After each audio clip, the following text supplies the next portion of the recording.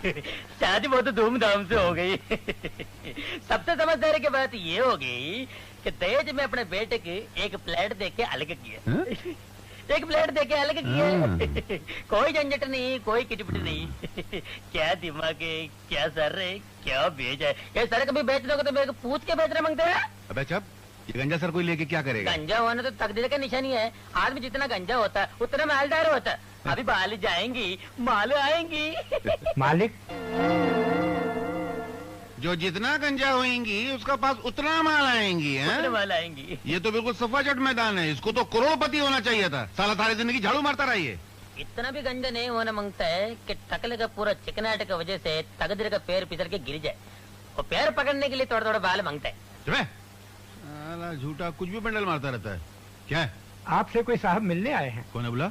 आइए, आपको साहब बुला रहे हैं। राम राम कीमती लाजी, राम राम। अच्छा खबर चाह, घर में बाल बच्चा तो अच्छा है ना? बच्चे बड़े हो गए, बाल निकल गए। क्या है? आज छुट्टी का दिन था, मैं सोचा आप घर पड़ी होगा, इसलिए फाइल लेकर चला आया। अब इस पर अपना नो ऑब्जेक्शन का ठप्पा लगा दो, मेरे को थोड़ा अर्जेंट है। अरे क्या तुम्हारी शक्ल खराब है क्या? नहीं मतलब तुम्हारा दिमाग खराब है क्या? ये कौन सी जगह है? आपका घर है। तो ठप्पा क्या मैं जेब में लेके घूमता हूँ? लगता तो नहीं, पर हो भी सकता है। नहीं क्या भयानक आदमी है। नहीं मतलब क्या आदमी है? अरे सुनो यार, किधर गया? ए कुटी, ये क्या कर रहा है? फाइल आ गए ना, चाय की जरूरत पड़ेंगे।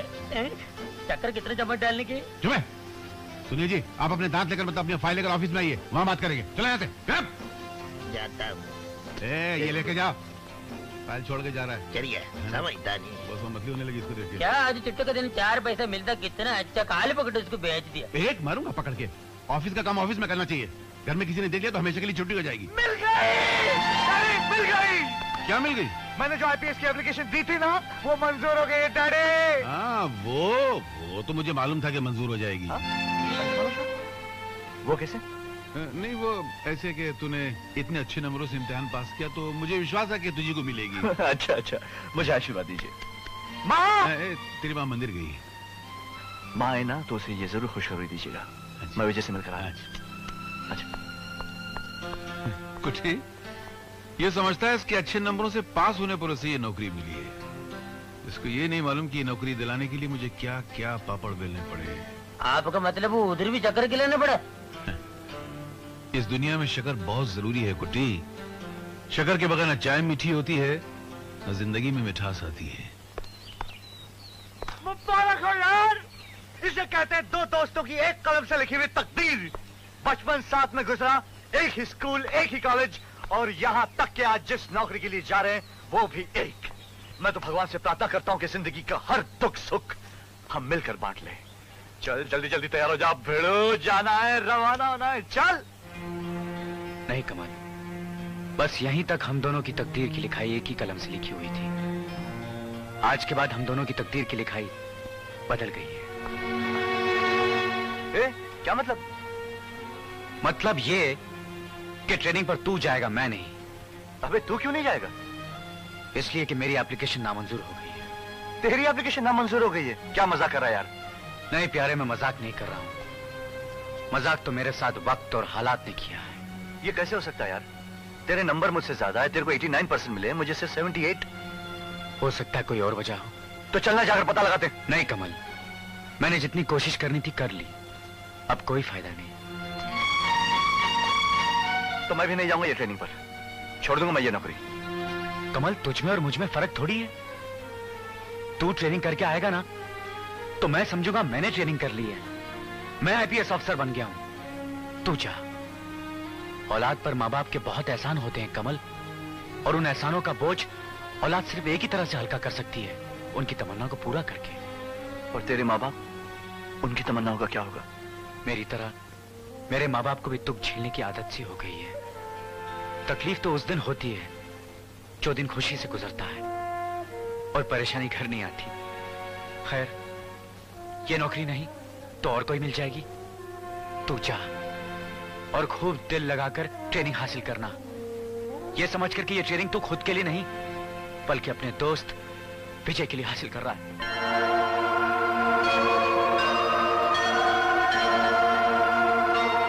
All the best.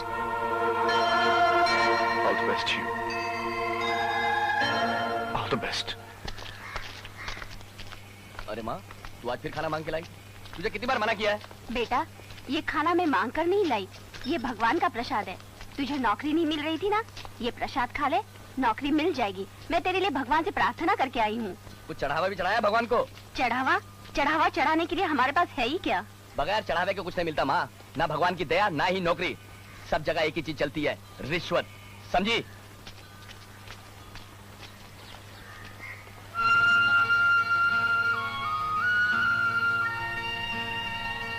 क्यों विजय, कहाँ जा रहा है? नौकरी ढूंढने जा रहा होगा। सुना है तुम्हारी की एप्लीकेशन नामंजूर हो गई है? हाँ सही सुना है। एक जगह नामंजूर हुई तो क्या हुआ, और भी कई जगह। हाँ, जगह तो बहुत सी है, लेकिन 15 साल की पढ़ाई के बाद यूनिवर्सिटी ये जो डिग्री मिलने का सर्टिफिकेट देती है ना, ये नौकरी मिलने का सर्टिफिकेट नहीं बल्कि ठोकरी खाने का सर्टिफिकेट है दोस्त। क्योंकि बिना रिश्वत दिए आज के इस दौर में हम जैसे गरीबों को नौकरी नहीं मिल सकती। नहीं कैलाश, तुम्हारा कहना बिल्कुल गलत है। दुख के अंधेरे का सीना चीरने के लिए मन में विश्वास के सूरज का होना बहुत जरूरी है। उम्मीद सबसे बड़ी ताकत है और उसी का नाम जिंदगी है। अगर उम्मीद मर गई तो समझो जिंदगी मर गई। इसलिए उम्मीद को जिंदा रखने के लिए कोशिश करते रहना बहुत जरूरी है। I think we should keep on trying. Good luck, कोशिश करते रहो। जब कोशिश नाकाम हो जाए तो यहीं चले आना हमारे पास। उन लोगों को सर्टिफिकेट्स नहीं, अच्छे मार्क्स नहीं, दाम चाहिए, दाम, सिफारिश चाहिए। अरे कैलाश, देख विजय शराब क्या बोलता है? अपने माँ बाप का सहारा नहीं बन सकता, उनके बुढ़ापे की लाठी नहीं बन सकता। मैं कुछ नहीं कर सकता अपने माँ बाप के लिए। मैं कुछ नहीं कर सकता, कुछ नहीं कर सकता, कुछ नहीं। विजय, ये क्या? तूने आज शराब पी है? अरे मैंने इसी दिन के लिए तुझे भगवान से मांगा था। इसी दिन के लिए मैंने तुझे पापों से बड़ा किया था। जवाब दे, बोलता कि नहीं? बोल, क्यों पी तूने शराब?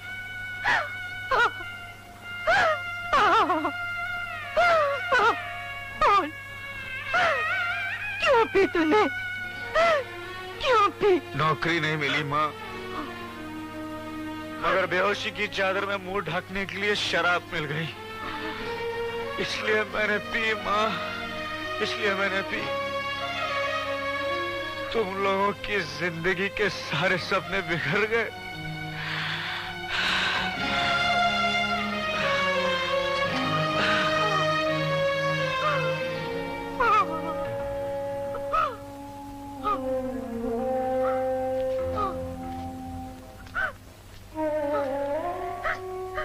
क्या बात है शुभा?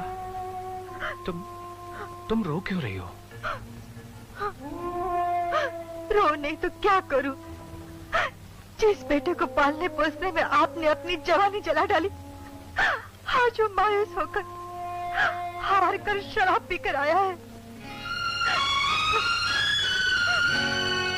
शराब?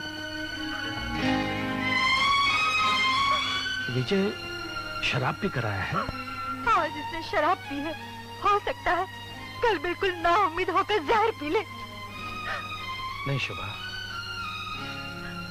मत करो ऐसी बात। क्या करूं? मेरी कोख में आग लगी है, मेरी औलाद दुख में जलकर खाक हो रही है और कुछ न कहूं, खामोश रहो। आपको उसके दुख का जरा भी एहसास नहीं, आप उसके लिए कुछ भी नहीं कर सकते। मैं क्या करूं शुभा? गिरधारी, ये मैं क्या सुना, विजय शराब पी कर आया है? हाँ, वो पड़ा है शराब पीकर। बहुत शर्म की बात है, मुझे विजय से किसी उम्मीद नहीं थी, मगर इसने ऐसा किया क्यों? क्योंकि अच्छे नंबरों से पास होने के बाद लाख कोशिशों के बावजूद इसे नौकरी नहीं मिली। और जानते हो क्यों? क्योंकि रिश्वतखोरों और बेईमानों ने दौलत की दीवार बनाकर शरीफ इंसानों का रास्ता रोक दिया है, उनसे उनका हक छीन लिया है। क्या बोल रहे हो, कुछ समझ में नहीं आ रहा है। तुम्हें समझ में नहीं आ रहा है? अरे तुम जैसे लोगों ने तो भारत की करोड़ों जनता को दुख के सागर में ढकेल दिया है। झूठी हमदर्दी जताकर उनके मुंह से निवाले छीनकर इस देश को आज भूखों की बस्ती बना दिया है। अरे तुम होश में या बेटे की तरह खुद भी चला रखी है? मैंने नहीं चढ़ाई, तुम जैसे लोग हैं जिन्होंने आजकल के नौजवानों को चाहने पर मजबूर कर दिया है। तुम जैसे लोग हैं जिन्होंने रिश्वत का काला बाजार चला चला कर समाज को परेशानियों के अंधेरे में ढकेल दिया है। क्या मैं नहीं जानता कि तुम दिन भर ऑफिस में क्या करते रहते हो? मैं तुम्हारी एक हरकत से वाकिफ हूँ कीमती लाल। बताओ, ये है शराफत का जमाना। मैंने पड़ोसी होने के नाते सोचा कि हमदर्दी के 2 बोल बोलूं। अब नौकरी इसके बेटे को नहीं मिली तो कसूर मुझको ठहरा रहा है। और उसे नौकरी ना मिलने का कारण तुम हो, रिश्वतखोर कीमती लाल तुम हो। मुंह संभाल के बात करो गिरधारी। चलिए ना, अरे तुम देख रही है पागल बेवकूफ क्या बकवास कर रहा है? मुंह बंद कीजिए और चलिए घर, चलिए। बताओ, कोई सोच भी नहीं सकता कि गिरधारी जैसा बेजुबान आदमी एक दिन जहर उगलने लगेगा। सर सिर्फ जहर ही नहीं उगल रहा था, उसकी आंखें शोले बरसा रही थी। और अगर उसको नहीं रोका गया तो वो शोले बरसा बरसा कर एक दिन हमारे घरों को जलाकर खाक कर देगा। सोच लीजिए आप। अगर पुलिस या एंटी करप्शन वालों को हमारे खिलाफ एक भी सबूत मिल गया ना तो बाकी बची हुई सारी जिंदगी जेल की सलाखों के पीछे चक्की पीसते पीसते गुजर जाएगी। नहीं नहीं, इस उम्र में मैं जेल नहीं जाना चाहता, लेकिन कर भी क्या सकते हैं? उसे नौकरी से भी नहीं निकाल सकते क्योंकि उसके रिटायर होने में अभी कुछ साल बाकी हैं। और अगर निकाल दिया तो बदनामी हो सकती है। नौकरी से निकालने की बात कौन कर रहा है सर?